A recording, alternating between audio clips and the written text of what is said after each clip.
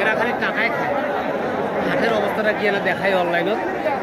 আনা আমার না কমেন্ট করুক মানুষ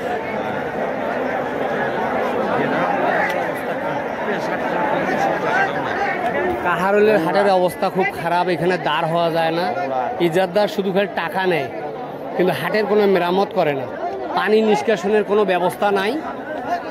এখানে গরুর পায়খানা প্রস্রাব আর বৃষ্টি হয়েছে বৃষ্টি দিয়ে পুরো হাট একবারে শেষ হাটে চলাফেরা করার কোনো জায়গা নাই মানুষ খুব ভোগান্তির মধ্যে